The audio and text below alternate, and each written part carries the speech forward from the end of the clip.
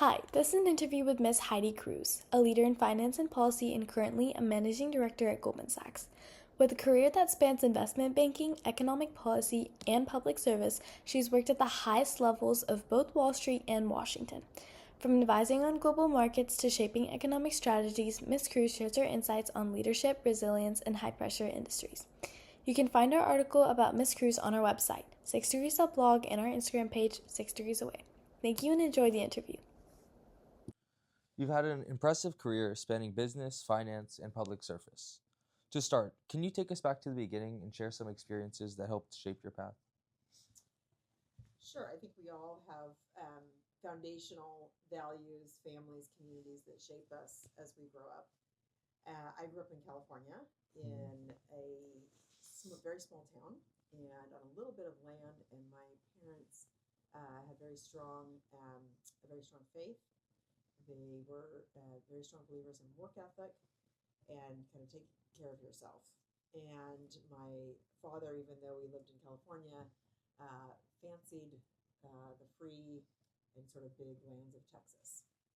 And so I think my early upbringing caused me to really want to pursue something that wasn't just easy, might be hard, but involved service to others because of the values that we were raised with, a little bit broader impact than just having a career living in a nice neighborhood and retiring, and wouldn't be obstructed by something that was, hard to do. It required a lot of effort, long hours, and travel.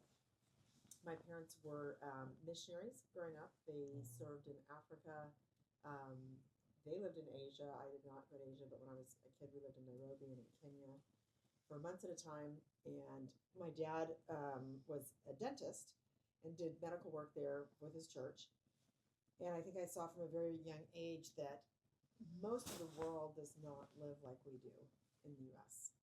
The levels of poverty, the difficulty of getting along, of fresh water, of food, of the inability to get a good education was really the way the rest of the world lived. And so having an opportunity to make a difference in that and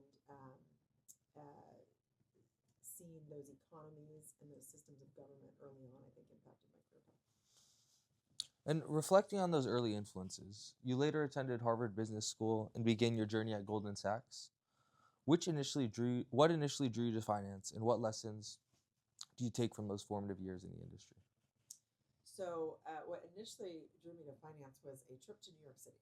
In 1980, my parents, back then, people bought cars and drove them back to their states. And my parents bought an Oldsmobile station wagon in Boston and drove it from Boston to California. And part of the mission was to show us the country. And so we took a trip down the East Coast from Boston.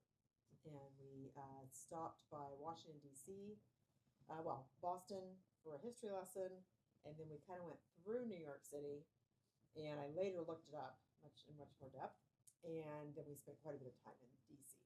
And having been in Los Angeles and then the central coast of California and kind of growing up in a very, very different state, in that decade, it seemed to me as an 8-year-old and 10-year-old and a teenager that New York was the place where finance happened, and Washington was the seat of government, and that's where big things were happening. So I wanted to go there and be part of it. But I think it was that trip that initially sparked my interest, and then my choice in colleges and the professors I met and the summer internships that I had. That trip sparked an interest, and then I pursued those interests in my summers in college, and I interned at J.P. Morgan in New York. Well, my first summer I interned in Washington, D.C. for a congressman. My first summer in college, I went to Los Angeles and worked for a bank. And I was new out of high school.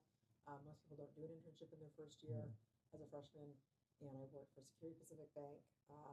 Had a friend who worked there, and she took me on as kind of a high school student. And then from there, my first year in college, probably between my sophomore and junior year, or freshman, sophomore year, I worked for a congressman from California in the House. as a legislative aide. And then my next summer, I went to Washington, to New York, and did an internship for JP Morgan in their investment bank. And building on that foundation, as you advanced into leadership roles in both the public and private sectors, was there a defining moment when you discovered your passion for economic policy and financial strategy? I think it was really in college. Claremont McKenna was my undergraduate degree, and I liked school. I studied quite a bit. I had to work hard. I wasn't just one of the kids who didn't have to go to class and ace the test, but I really enjoyed the small class sizes, my professors, and when I looked at the classes that I liked taking the most, it was economics. I really enjoyed economics and the government classes, and I think they came from those early years of seeing in Africa that there was something, no matter how much dental work my father did, how many teeth, how many mouths he fixed, we were never going to change this country fundamentally. There are just going to be more people with health problems. And as an 8-year-old, and a 5-year-old, I didn't know what I was even thinking. But as I went to college and took these classes, and you realized, and then I took government classes in my rhetoric courses, and I had seen New York and Washington. And you realize there's a reason that other countries don't have these opportunities for people to get health insurance and pay for it through their job and through savings accounts and through 401ks and IRAs, and a tax system that encourages philanthropy and the ability to vote and elect leaders. And so what's really wrong with these countries is not that they need more doctors. It would be great if these other countries could have a different system of government, could have a capitalist economy where people could start a company and watch it grow. And I realized if I ever wanted to have an impact in that, these were the subjects to study, economics and government, and I enjoyed them. And then my college years were in the early 90s, right during and after the fall of communism. And so there's this opportunity globally, similar to the generation that came out of 9/11. By 9/11, I was already working for 10 years, 7 years. But a lot of people that were graduating from college in 2001 went into the military or into security-related fields, or they learned Arabic and other languages. There's a big desire amongst the people in their early 20s to go do something about this global situation. I think in my generation, there was a desire by those of us interested in the business side to help. All of Eastern Europe was starting from scratch. They were building an economic system. They were building a democracy. And there's a huge opportunity to go be part of that. So that's kind of what drew me into investment banking and wanting to do international investment banking, is to have some sort of hand in thinking about how do you convert a communist country to capitalism and democracy. So I wrote my senior thesis on exchange rates in countries that were converting from communism to capitalism. How do they develop a monetary system that would work, and how do you go from having a fixed exchange rate to floating exchange rate that actually fuel trade and a correct economy? Thank you. And so part of it was global events. Okay, yeah, exactly. exactly. Met up with this 2 decades of young experience, seen some locations where these things happened, and then enjoyment of the topics in college, and then a global event that made it an opportunity. And following that pivotal moment, your career also presented significant challenges. Can you describe a particularly challenging moment you encountered and explain how you navigated through it? You gave me the questions a few days in advance, and I thought about that. And I want to answer it in the following way. There are many difficult moments in one's career. Some of them are micro, some of them are macro. And so part of the answer to the question is make sure that you think of your life in chapters, and that you keep your values, your principles, which for me were always being honest and truthful, following my passions, and hard work. Early on, I guess one challenge was at JP Morgan. I wanted to be in the international group that covered Eastern Europe. And there was a challenge even before that was more collegiate. In my senior thesis, I really wanted to write about exchange rates. But my professors told me that I would never get a great grade on it because it really needed a lot of econometric analysis. And I didn't have all that math. And I could have easily veered off and chosen a different topic and gotten the A and not really something I cared that much about. And I say this to the club because it's hopefully helpful as you guys all finish at Audi and go on to college. I stayed with my senior thesis topic, and I convinced the professors to let me partner with a graduate school student and co-author it. So to give them credit, but to let them do the hardest econometric work. I would do quite a bit of the math, and we would do this thesis, and we'd make it a 2-semester thesis versus a 1-semester thesis. And so we'd actually do some groundbreaking work in the field. So they agreed that if I wanted to co-author that would work. So one sort of takeaway is, if you really want something, don't just let people tell you that you can't do it. Live within the rules, live within the boundaries, but maybe be creative about not all about you, and doing something that actually really matters, and partnering and teamwork. And so we did write a senior thesis. We got best thesis in the department. And the reason I say this for regard to career is because we also ended up publishing with these professors, because I really cared about the subject. So you're going to do a better job at something that you're really passionate about. So find a way to do it in the construct of the boundaries. The reason I say that in the context of career challenges is because that then drove me to want to do something international in my career. So my childhood, for sure, but then the senior thesis, I actually had a skill set to take to JP Morgan and say, because I've done all this math work, some econometrics from a grad school student, and have some knowledge about how these currencies work in their monetary systems, I will be useful to you. And JP Morgan's a very, very international bank. And so they loved that, and they hired me. And I think it helped me get my job there, is writing that senior thesis. So early decisions in your life will beget later tracks. So make sure at this stage in your academic career that you really stick to what you love, even if you're not going to necessarily always be the best in it or the top person, because what you do now will influence what you can talk about and write about, and the skill sets you build, and it will have implications for what opportunities are available to you later. So JP Morgan hired me. I got to New York, and I realized that the jobs for Eastern Europe were in London, not New York. And I just wasn't prepared personally to go move to Europe. A lot of kids are. I grew up in a very small town in a very smaller world life, other than our big trips to Africa. And I just wasn't ready to live that far away from our family. So I stayed in New York, and Latin America was another huge opportunity of developing countries, economically disadvantaged, with a lot of opportunity and potential, that had failures in government and economic systems. And so I wanted to be in that group. Well, challenging time in the career.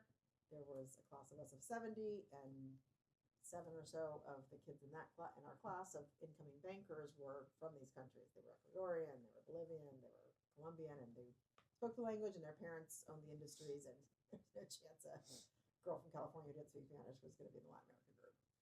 So they put me in U.S. real estate commercial mortgage-backed securities, which is the real estate division, no more U.S.-centric, no emerging markets, nothing international. Everybody was white. Nobody was interesting at all. And I was supposed to help a group who was buying apartment buildings in the Midwest put their portfolios together. So I was pretty bummed. But the group next to me did Latin America company securitizations, where they would look at not the whole company, but the debt part of the balance sheet, and create bonds and securitize debt, take them public on the international markets, and get these companies that had poor debt ratings because of their country a higher credit rating in U.S. markets. So I worked all day in my group, in the real estate group, and at night I would go hang out with those guys, and I would help them with their models, and I would do the grunt work, and I did the research, and I looked up things for them. And by doing the work for them, I asked them to introduce me to the head of the group, and I had lunch with him, and I told him how my mission in life was to be part of this group. And a year and a half later, they let me come into their group, and then I was doing Latin America real estate, and then I used that to get into the M&A group, mergers and acquisitions, for Latin America, which was my goal. Okay, very And I nice. took Spanish at night. And I used my French, which I used to be fluent in French, to learn my Spanish. So I would study Spanish from like midnight to 2 in the morning every night. Very And cool. I got fluent enough in Spanish that I convinced them that I was pretty good. And drawing on your extensive experience in both finance and policy, how do you view the intersection of these two fields, and what role do you believe the private sector should play in shaping economic policy today?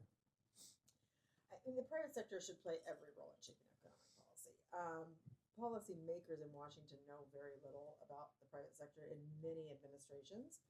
I think there have been exceptions to that on both sides of the aisle, where some really great business people. And I think in Democrat administrations and Republican, when you put business people in these cabinet positions, it's really, really important, because they can help define what they've experienced in their industry, what they've seen go right and wrong. And in my view, it's not a party line view, but in my view, there's a place for regulation. And when you're in an industry, as a banker, I think our industry needed to be regulated a bit after the great financial crisis. There's a lot of risk taking on balance sheets that got investors in trouble, that they didn't feel like they fully understood the risks. So there's a place for regulation, but it has to be the right place, and it has to be written by people who understand how the business works. Not to get away with more or to make it advantageous to them, but because if you don't, you end up with stuff that just really doesn't make sense. It's just gobbledygook. So if you were to, put somebody in the wrong field at a level of authority that they just didn't know anything, that's what's happening often in Washington. And so it's really important that we have the right level of regulation. And I think the private sector really needs to inform what makes sense and where there are real problems. There's a role for government, but it needs to be defined by people who are practitioners. And with that perspective, you've also been involved in economic development initiatives. What do you see as the biggest opportunity for strengthening the U.S. economy at this time? I have come in the last couple of years to believe firmly that the thing to strengthen the U.S. economy at this time is a continuation of this innovation that we've had in technology. AI is an opportunity, but you think of how our economy has changed in my lifetime and even in y'all's lifetime.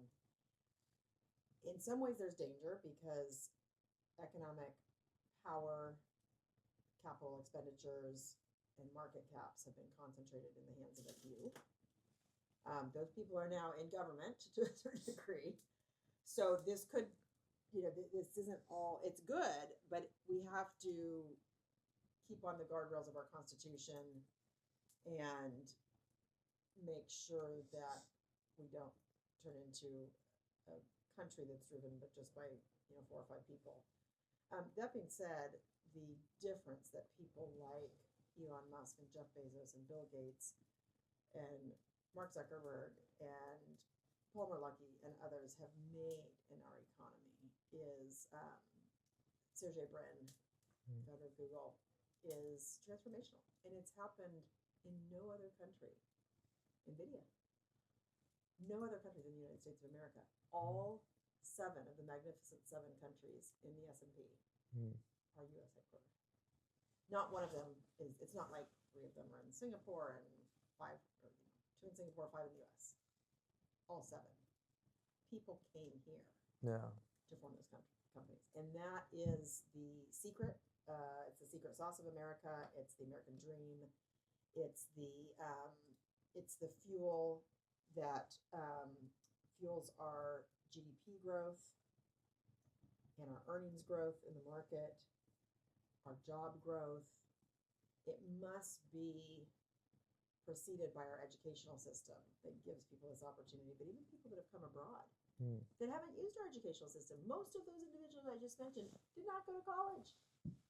It was the business environment in this country that allowed them to know that if they put in the capital expenditures, got the investors, that their brilliant ideas would take off here. Most of those people are not of American origin. Elon Musk is from South Africa. Jeff Bezos was Cuban. Sergey Brin is Russian. NVIDIA is, I believe, Taiwanese. Yeah. None of them look like me, and were born in a small town in California. Right? This is amazing that they all came here. They didn't go to 3 places, Germany, Hong Kong, and the US. We don't have 3 global capitals of the world. We don't have 3 continents with an amazing economy. We have 1. I think we used to have 2 with Europe. My favorite place in the world is France. But the GDP in Europe this year is projected to be 0.4%. The GDP here last year was 2.8% and projected to be about 2.5% this year.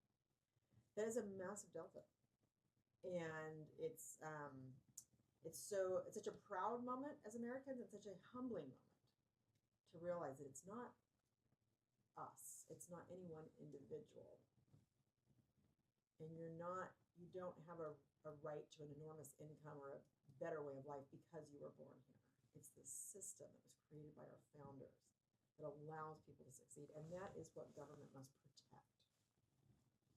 Government must protect that. And in line with fostering economic growth, you've been a strong advocate for tax reform. What specific changes do you believe are most necessary to improve the U.S. economy, and why? I think a lot of really good tax reform was done in the 2017 tax cuts, and I think extending those will be valuable. There's a role for taxes. I mean, we shouldn't have zero taxes. They just need to be grandly simplified. And the corporate tax rate having dropped down to 21% was just huge. And so extending that, and then also the trust and estate tax and extending those lifetime exemptions and the opportunity for wealth to be passed generationally, and exclusions for philanthropic or credit for tax deductions for philanthropic giving is an enormous thing that has changed our culture. People don't realize how much more giving of a culture we have, and how much more generous of a culture we have towards philanthropy in the United States. In Europe, people don't get the tax break, so they just don't give as generously, so government has to step in and fill that role. And so there's just an entirely different system, and I haven't lived there as an adult. I was a student in Europe, so there are others who can speak with much more authority on how things work well or don't work well. There's a lot of things that don't work very well in our country. But I do think offering a tax deduction for philanthropic giving has created just a culture where many families, certainly most well-to-do families, give money away to help those more in need. And that giving coming from the productive private sector and not a government handout, it makes an enormous cultural difference in why people want to be here. And alongside your high-profile career, you've also balanced family life. What strategies have helped you manage both successfully? So thank you for asking, and I think anybody who looks at themselves honestly would probably say that we're not sure how successfully we've managed both at all times. But I have been very, very grateful to have an incredible partner in life, my husband, who saw life in a way very similarly to the way that I did when we got married, which was let's outsource the small stuff and have help. And so I'm very, very grateful to the people in my household who have helped me along the way, who have helped do the errands and the grocery shopping and the food preparation so that I could spend time with my kids and focus on my career.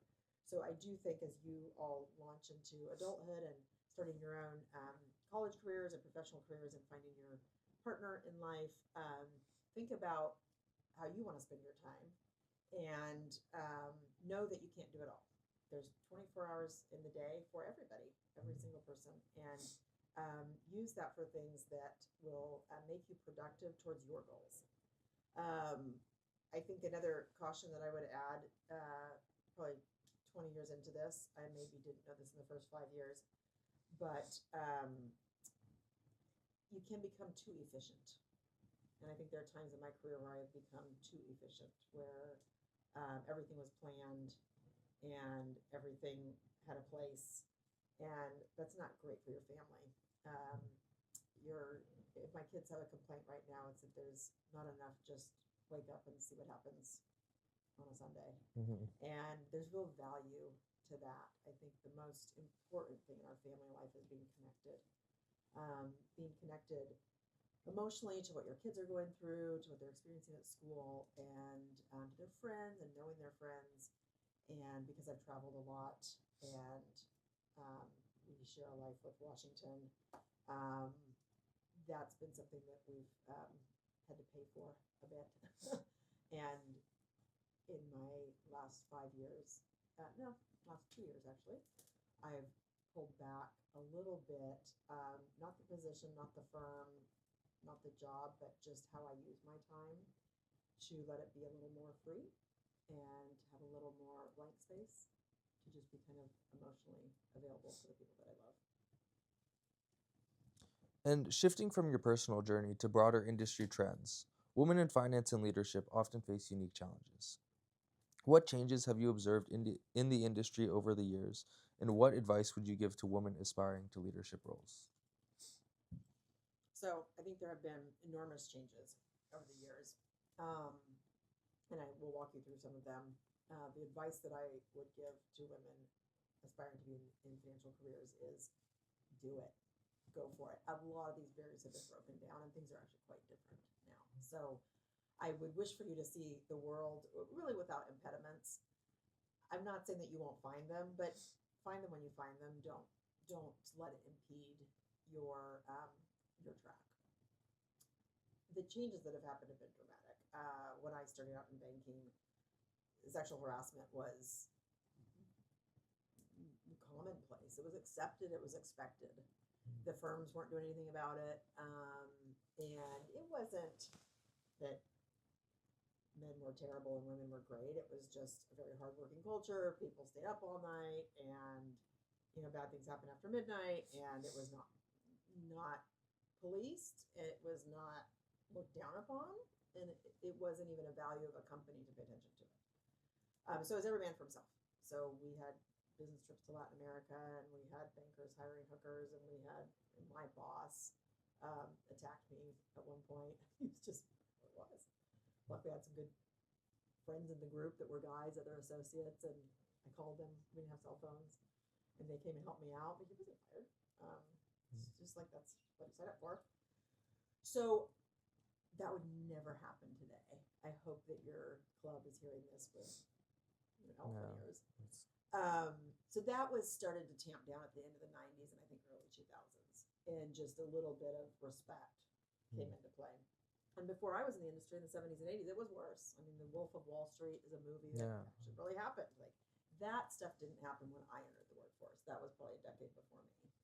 But the story I just recounted to you would be the person would be fired for even having considered it, much less it having happened. And there was no reporting system to HR. Like that concept didn't exist. So now, then I think you enter an era for probably 10, 15 years where it was just kind of looked down upon, and firms started to put some tracks in place, and it wasn't really allowed, but it wasn't encouraged. It wasn't celebrated. It was looked down upon, and if it was extreme enough, something would be done. Then I think about 6 years ago, you hit the DEI space, and things went really like horizontal, meaning everybody, male, female, gay, lesbian, trans. I took my daughter on college tours last weekend. We met a bunch of furries on the USC campus. I mean, you could be a cat. If you're a cat, you don't have to speak in class, I learned. I love the furries. I think it's hilarious. I thought he was the mascot for the football team. But my mother, who's 80, asked my daughter, how did you know that was a furry? I don't know what a furry is. And Keon said, they have collars and tails, Grandma. So, there's some humor in this. On the other hand, there's a great degree of respect in this. People should be who they want to be. I'm not sure that we should be animals because there's a contribution as human beings that we need to make to our colleagues. But outside of that, I think people should be able to be who they want to be. And the DEI movement did progress. I think it got a little too heavy-handed in corporate boardrooms. But I will say, as a woman in business, 10 years into this, I used to walk into the room, and maybe I hadn't been sexually harassed that day, but I would feel in the boardroom like, I am the only girl here. Okay, make sure that I, sit up straight and whatever. It would be noticed, or somebody would comment like, "Oh, Heidi, led that meeting. She's the only woman in the room." Or you might find, with regard to race, that at Goldman Sachs, you might notice somebody who was, of colored skin in the room. Oh, wow, they've made it far. This is great. It was positive, but noticed. Now it's not noticed. It's not a thing. If I comment to one of my daughters that, "Oh, hey, I'd love to meet, Ashna, your Indian friend. Her dad's at McKinsey." The fact that I use the word Indian is like offensive to them. I love that. I think this is really good that it's now not noticed if a woman or a person of color or anything is and it shouldn't be. It should, and I think this next generation will move beyond. We went from a problem to a system to people really wanting to solve the problem to now it not really being a problem. And I will say that as a woman, I think men and women are different. I care much more intensely about some things in life than my husband does. I know that's true of most of my social circles. And as a result, we spend our time on certain things. And I'm a little bit more responsible for my children. And I care about more detail in their life just by being the person who chemically bore them. That I think will always be the case, and we have to balance that at work and make sure that our contribution is equal. And since it's always like, wait a second, who are you talking to on the phone? Is it your kid or is it a client? There's a little bit of like, are we pulling our weight? And that, but I'm happy to have that debate because I think that's very substantive. So I come in the office later than my male colleagues. I drive my kids to school. That's really important to me. I'm the mom, but I also stay a lot later than they do because the way my house functions, my kids are in lessons and that's fine. So I think we can manage it quite well, but to the young women in the club, I would say don't let anything impede you. Do not let being female be even a question in your mind other than your own values and the things that you want to pursue and spend your time on the people you care about. And I would say to do so is feeling a little outdated to me. Now, I have colleagues who disagree with me. I've talked to friends who disagree with me, and they say I have my head in the sand. But it does feel like we may be moving to a better era. Looking ahead, which industries do you believe will drive the most growth and innovation in coming years? Are there any emerging sectors that you think young professionals should focus on? Sure. So that question is probably for someone who is much more into the details of all the sectors in the S&P. For example, I am in the money management business. We are generalists by trade. We have to know everything from the level of the markets in the U.S. and Asia and internationally to oil prices to the latest story about DeepSeek and how things are trading. So I'm probably not the best person to really think deeply about sectors, but it is obvious from the way that the markets are trading, where CapEx is being spent, that technology is in all aspects of it and how it permeates is going to continue to be leading. In our economy, it's very interesting. 30% of the S&P 500 is attributable to growth, to these magnificent 7 stocks: Google, Amazon, Netflix, Tesla, Nvidia, Microsoft, and Apple. 30% of the market cap are those 7 stocks. That being said, if you just look at growth sectors, just a little bit over 30% of the S&P is considered like growth type. So even if those stocks came down in their market cap, the sectors that are growthy, infotech, communication services, are about 30% of the market, even in a less concentrated period. In the UK, growth sectors comprise 1% of their stock market. It's just a dramatic difference. Now, about 19% of their stock market are financial firms, and only about 12% here. In the energy sector, we have about 5% of our market cap's energy, and there another about 12% is energy. So it's not bad. It's just a different composition. They're much more driven by traditional industries like financials and energy. We're much more driven by tech. But I think those industries are going to be what perpetuate and fuel our economy and cause all this, innovation and growth and changing the way we do things. I don't know as much about AI as most people do. I'm sure you guys use it. I don't even use it yet. But I'm quite certain that is the next internet evolution, and that the way that we learn to do things, or our need to be time intensive on certain aspects of learning, is going to diminish. We used to have to write papers with paper and pen, and get books and research them and write it out, and then you might type it. I don't think you guys use a lot of books anymore. It's mostly screens. Yeah, 50-50. Some books. Some books, yeah. If you don't even have to write, I do think people are concerned that maybe we'll lose our brain power. I have a person, he's not in my company, but a person in my profession who's my age, that said he's actually just, a very quantitative person. He's not a great writer. And he told the chat what he wanted to say, and he gave a lot of specificity, and it wrote a beautiful letter for him. It saved him a lot of time on a Saturday. He's writing a letter to colleagues for charity he served on the board of. Excuse me. That's productive. I had more time to spend with his kids. Mm. So I think it's great, and we should embrace it. And I do think that AI, and then that's just a simple, writing capacity. I know there are things that AI can do that will catapult use data centers to catapult so many businesses to the next level where we won't need the manpower on phone banks and answering. We've seen it in politics where the robot will call and do polling and call people, and is actually much more precise and much better about polling for what people care for, asking the questions in a consistent way, voter predictability, because it's much more systematized, and people are answering the phone to talk to the robot at the same level as people. Mm. So I think there are many avenues in which that'll completely transform our world. And then at the end of all of our interviews, we ask the same two questions, and that's how do you define success, and what advice would you give to your younger self? I would define success as two things. One, keeping your fundamental values about you that define who you are, whether they be from your upbringing or from an enormous mentor in your life, if your upbringing was more challenged. But all of us, if we ask ourselves, what are your fundamental things that you kind of take for granted about yourself, keep those about you.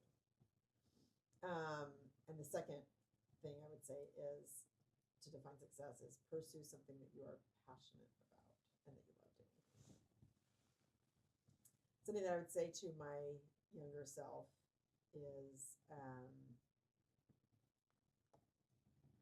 to slow down a little bit and focus a little bit less on just the goal and a little bit more on connecting with the experience that it takes to get there.